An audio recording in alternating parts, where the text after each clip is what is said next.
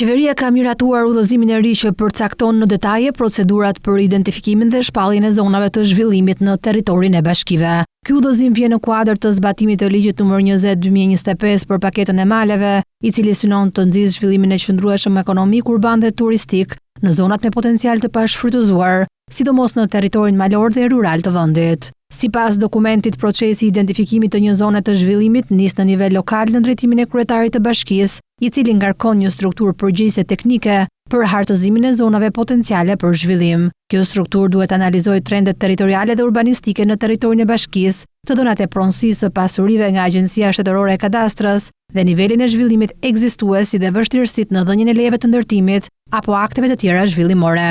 Pas përfundimit të analizës, bashkia përgatit një dosje të plot dokumentacioni që përfshin kërkesën për shpallje të zonës së zhvillimit, relacionin shoqërues, hartën manuale dhe digjitale, si dhe listën e aktiviteteve të mundshme ekonomike apo turistike që mund të zhvillohen në zonë. Dosja i dërgohet më pas ministrit përgjegjës për pushtetin vendor për shqyrtim dhe miratim. Referuar udhëzimit, ministri i shtetit për pushtetin vendor, pas marrjes së kërkesës nga bashkia, verifikon përmbajtjen dhe përputhshmërinë ligjore të dokumentacionit dhe mund të kërkojë sqarime apo plotësime në rast të mungesave. Pas vlerësimit përfundimtar, ministri vendos nëse kërkesa do t'i propozohet Këshillit të Ministrave për shpalljen zyrtare të zonës së zhvillimit. Në rast të refuzimi, arsyeja duhet të komunikohet me shkrim bashkisë përkatëse.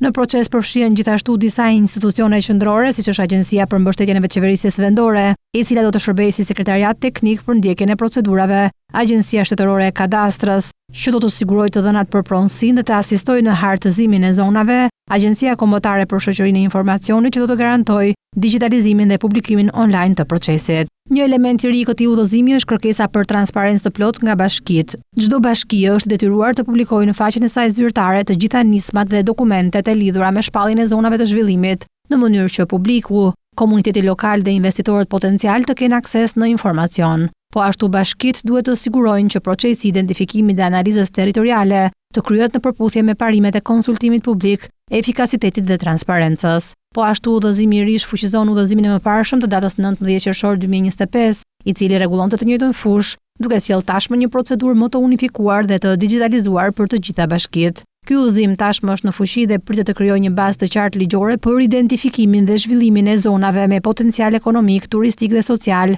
duke kontribuar në balancimin e zhvillimit rajonal dhe rritjen e investimeve vendase.